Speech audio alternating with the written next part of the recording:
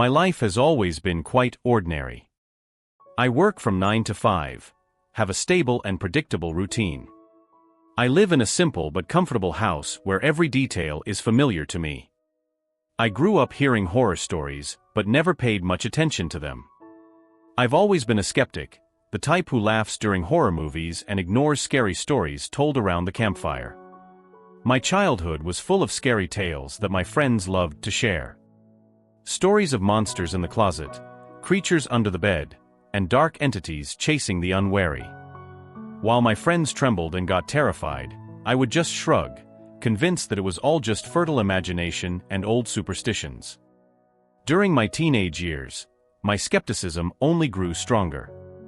At parties, while others held seances and tried to summon ghosts, I stayed in the corner, watching with a cynical smile on my face.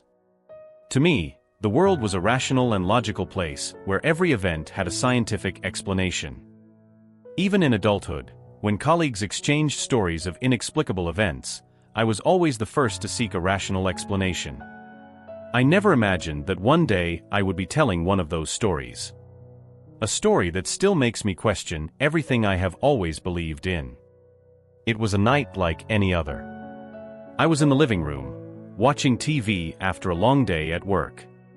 The monotonous sound of the news filled the room as I slowly disconnected from reality, ready to sleep. But that night, something would forever change my perception of reality. The first signs that something was wrong were subtle, almost imperceptible. It started with small details, things I could easily have ignored or attributed to tiredness. One morning, as I left the house for work, I noticed that the key was not in the usual place where I always left it. I was sure I had placed it on the table next to the door, but there it was, lying on the floor a few meters away. I laughed at my own distraction and went about my day as usual. A few days later, while I was in the kitchen preparing dinner, I noticed some utensils were out of place. The knife I had used to cut the vegetables was in the sink, even though I was sure I had left it on the cutting board. A plate that should have been in the cupboard was on the counter. Small things, but enough to make me curious. The discomfort started to grow when, one night, upon returning home, I found the back door ajar. I had always been careful to lock it before leaving. I checked the entire house, fearing that an intruder had entered, but everything seemed intact, nothing was missing. However, a sense of unease began to settle in. The turning point came on a cold and silent night. I was lying in bed, about to fall asleep, when I heard a faint scratching sound coming from the hallway. I stayed still, listening attentively.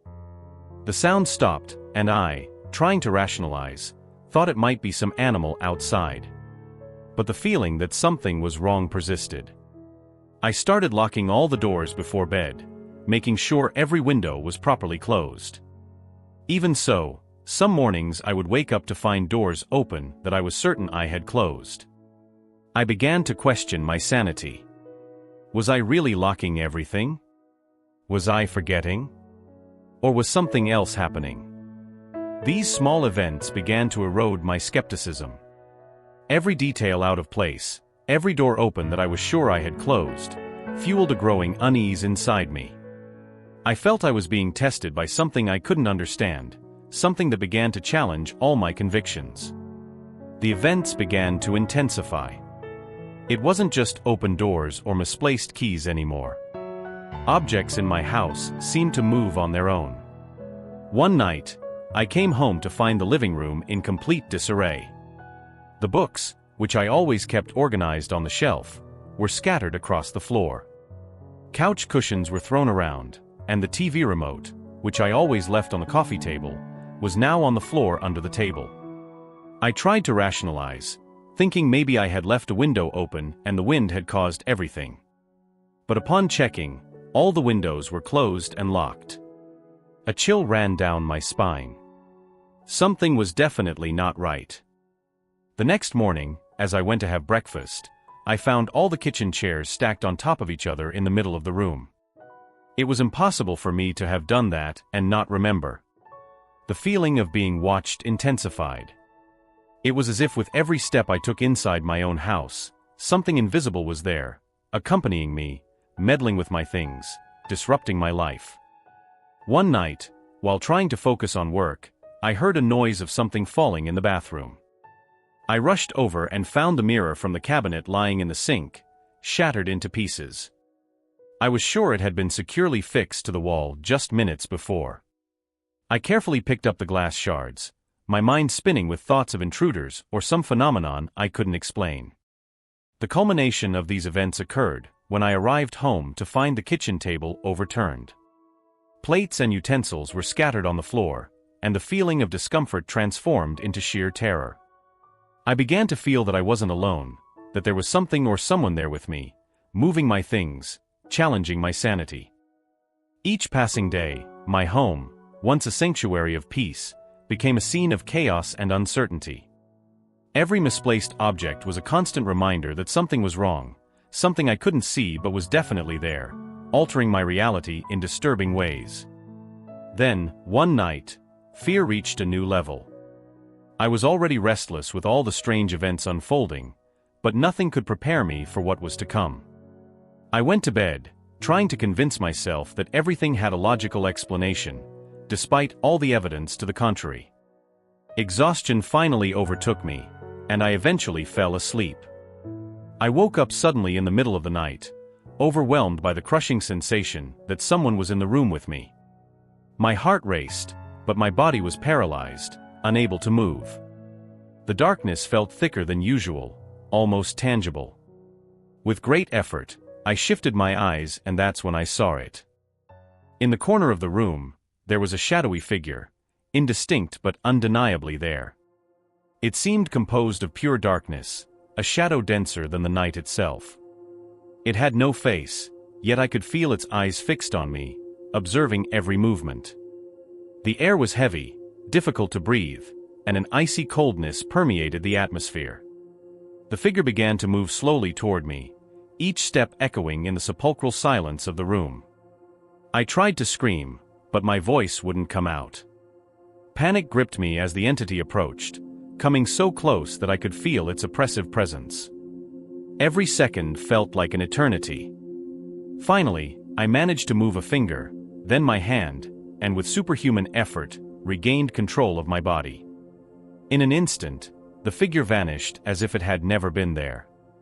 Gasping for breath, I sat on the bed, sweaty and trembling. I turned on the light and looked around, but there was nothing. Yet, the marks in the room were unmistakable. Deep scratches on the walls, as if sharp claws had tried to tear through the concrete. On the floor, strange marks, almost like symbols that I didn't recognize. I grabbed my phone and took pictures of everything, as if I needed proof for myself that I wasn't crazy. I spent the rest of the night awake, every sound putting me on high alert. I couldn't sleep anymore, afraid that the shadowy figure might return.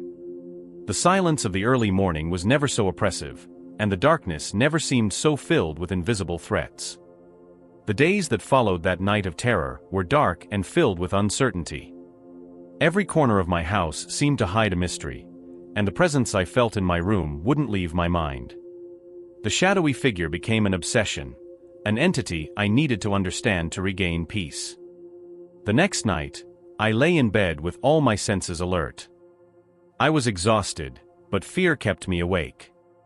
Around 3 in the morning, the air grew heavy again, and an inexplicable coldness filled the room. I stayed still, waiting, knowing it was about to appear. And there it was, once again in the corner of the room. The same shadowy figure, motionless, like a living shadow. This time, paralysis didn't completely overwhelm me. I could move my head and eyes, and I watched it closely. The figure had no features, just a mass of dense darkness, an absence of light that seemed to absorb the darkness of the room itself. It remained still, merely observing me. I felt a deep terror, but also an insatiable curiosity. What was it? Why was it in my house? The air around me seemed to vibrate, as if there was an invisible tension connecting me to this entity. I took a deep breath, trying to stay calm, while feeling the gaze of this eyeless figure upon me. Suddenly, it began to move again, gliding across the floor like thick mist. Each movement was slow, deliberate, almost ritualistic. The shadowy figure drew closer and closer, and I felt the icy grip of fear piercing my skin. When it was just a few meters away from me, it stopped. I stared intensely at where its eyes should be, trying to understand. It was then that the figure began emitting a low sound, almost a whisper. They weren't words but a noise that seemed to come from a distant place, a lament that cut through the darkness. My mind was on the verge of collapse, trying to process what was happening. The figure extended a shadowy hand towards me, and I felt a primal urge to retreat, but my legs wouldn't respond. The air was thick with static electricity, and my heart pounded frantically. Then, just as it had appeared, the figure began to dissipate, evaporating into the darkness of the room until there was nothing left. I stood there, motionless, trying to comprehend what I had just witnessed. The shadowy figure was real, and it was trying to communicate, or perhaps something far more sinister. Silence filled the room again, but I knew this wouldn't be the last time I saw it. Something was happening, something that challenged all my beliefs, and I needed to uncover what it was before I lost my sanity completely. The next morning, I woke up to sunlight streaming through the cracks in the curtains. The sense of relief from being out of that oppressive darkness lasted only a few seconds. When I got out of bed, a shiver ran down my spine. The marks from the previous night hadn't disappeared. On the contrary, they were even more visible in the daylight.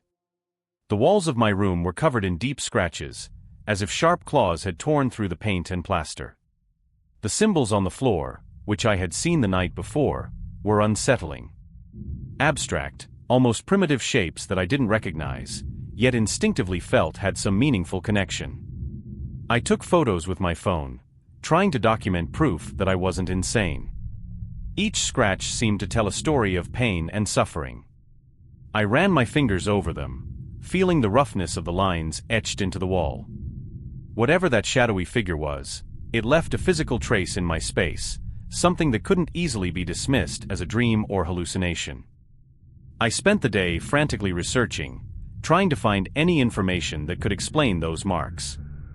But nothing seemed to fit. The combination of terror and fascination kept me on edge, unable to think of anything else. Who or what was trying to communicate with me? And why in such a violent manner? At night, I decided to explore the house, searching for more signs. In the hallway, I found more scratches, this time along the baseboards, as if something had crawled through there. In the bathroom, the wall next to the mirror was marked with the same strange, deep, irregular symbols. My home was becoming a diary of inexplicable events, each scratch an entry I couldn't decipher. The feeling of being watched wouldn't leave me. Every shadow, every sound seemed laden with malicious intent. The marks multiplied each night, as if the shadowy figure was increasing its presence, trying to breach the barrier between our worlds. Then, on a particularly cloudy morning, I found something that terrified me. In the hallway leading to my room, there was a message written with those same deep scratches, EICU. The message, etched into the wall, seemed to pulsate with a dark energy, each letter a testament to my growing fear. A revelation shook my last shreds of skepticism. The shadowy figure wasn't just a passive presence, but something conscious, with a sinister purpose. Every scratch, every mark, was evidence that I was being hunted, my sanity tested with every passing moment. Faced with so many inexplicable events, I decided I needed more concrete proof than photos and memories. I resolved to install security cameras throughout the house. If something truly was happening, I wanted to see it with my own eyes. I spent the day purchasing equipment and meticulously setting everything up. Cameras in every room, in the hallway, and especially in my own bedroom. On the first night with the cameras installed, I felt a mixture of anticipation and dread. I would finally have answers, but I also feared what I might uncover. I struggled to fall asleep, listening to every sound, every sigh of the house, knowing that everything was being recorded. The next day, I woke up eager to review the footage. I went straight to the computer and started watching the videos. The first few hours were normal. Everything seemed calm, as it should be. But around 3 in the morning, things changed. I saw a shadow moving down the hallway, an indistinct figure that seemed to float, slow and deliberate, towards the door of my room. My heart raced as I watched. The figure stopped at the door of the room, as if contemplating entering. The image on the screen was clear enough to capture the pulsating darkness of that shadow. It didn't move like a normal person, but like something ethereal, a manifestation of pure darkness. After what felt like hours, but was only a few minutes, the figure disappeared, fading into the darkness of the hallway. With my hair standing on end, I fast-forwarded the video to see the figure appear again. And there it was, in the early hours of the morning, moving from room to room, as if it owned the place. Each movement was calculated, almost ritualistic, and the feeling of being hunted came back with full force. I decided to install more cameras, covering every possible blind spot that could have been missed. Each night turned into a new episode of surveillance, waiting to catch a glimpse of the shadowy figure again. And it didn't disappoint. Always on time, always with the same pattern of movements. The presence of that entity seemed more real than ever. But then, something even more unsettling happened. One night, I reviewed the footage to find the figure as usual. However, when I tried to watch again the next morning, the recordings were clean. There was no sign of the shadowy figure, no trace of the strange movements. It was as if someone or something had erased them like attempts. The frustration mixed with fear was unbearable. I knew what I had seen, I had evidence from the previous night, but now everything seemed like a trick of my mind. Each night became a battle to capture the truth that seemed to slip through my fingers. The footage was my only hope of understanding what was happening, but even that was clearly under the control of that malevolent presence. After the frustration of seeing the recordings erased, I became even more determined. I reinforced security measures, swapped out cameras for more sophisticated models, and set up a backup system that automatically saved recordings to a cloud server. I was determined to capture any paranormal activity that might occur in my house. That night, I could barely sleep. Fear and anxiety kept me on edge. When I finally succumbed to exhaustion, it was with the hope that the cameras would do their job.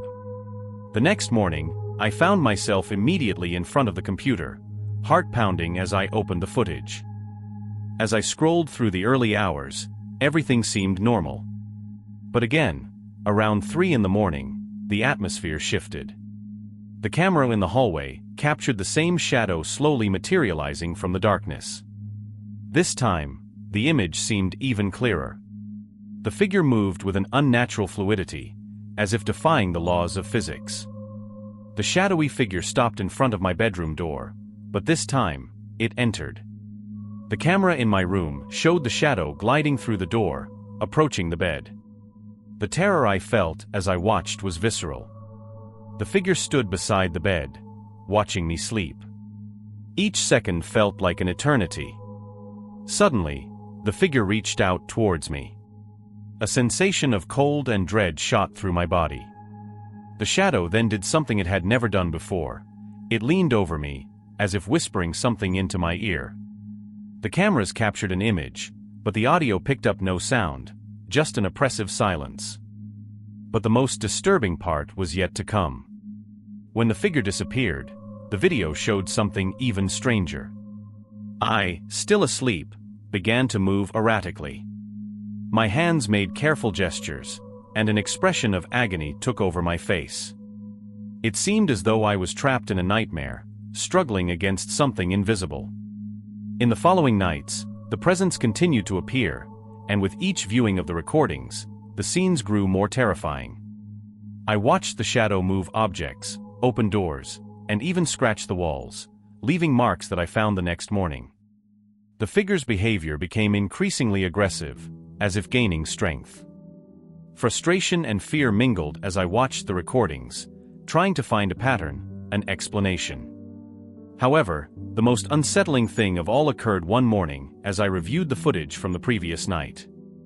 I saw something that chilled my blood. After the shadow disappeared, I got out of bed, completely asleep, and looked directly at the camera. My eyes were open, but vacant, as if I were possessed. The video showed me walking through the house, moving objects, opening doors, and scratching the walls, mimicking the same gestures the shadowy figure made. It was as if the entity was using my body as a vessel for its activities. I had no memory of any of these actions, but the evidence was undeniable. These disturbing recordings completely changed my perception of what was happening. It wasn't just a presence haunting me, but something that was trying to take control of me, manipulating me while I slept. The nights became a constant torment, with the shadowy figure appearing regularly and the recordings showing increasingly disturbing activities. My sanity was hanging by a thread, and each morning brought new fear of what I might find in the footage. The weight of the unknown became unbearable. Then, one night, something changed. I went to bed with the same sense of peace, but woke up the next morning feeling strangely calm. I got up and went straight to the cameras, expecting to see the shadowy figure performing its eerie rituals. But to my surprise, the recordings were normal. There was no sign of the entity, no trace of any unusual activity. Everything seemed so peaceful. The following days followed the same pattern. Every night, I reviewed the footage expecting to see the shadowy figure, but it simply vanished. The doors remained closed, the objects in their places, and the walls without new scratch marks. It was as if the presence had left my house in the same mysterious way it had arrived. Despite the growing collapse, a sense of unease persisted. The silence was almost tangible, an absence that left a palpable void. The marks and scratches on the walls were the only visible reminders of the events, and I looked at them with a mix of fear and curiosity. Whatever had haunted my house seemed to have gone, but the question of why still echoed in my mind. I began to review old footage, trying to find a pattern, something I might have missed. The fear had dissipated, but the mystery remained. What invisible force had controlled the events? And why had it ceased so suddenly? Each day that passed without new incidents was a blessing, but also a reminder of the inexplicable. I decided to share my story with a few friends who came over, showing them the recordings and photos of the marks. Their reactions ranged from skepticism to pure horror. Some suggested I consult paranormal experts, while others thought I should just move on and forget about it. But the truth is, I couldn't forget. Those events changed my perception of reality forever. As months passed without new incidents, I began to accept that perhaps the shadowy presence had truly departed. However, the unease never completely left me. Occasionally, at night, I still felt a slight shiver, as if an invisible shadow were watching me from afar. The relief of no longer being haunted was immense, but the lingering mystery remained rooted in my mind, a constant reminder that not everything can be explained. Every time I pass by a mirror, I find myself trying to catch a glimpse of something beyond the reflection. My house returned to being a place of tranquility, but it was never the same again. And in a way, neither was I.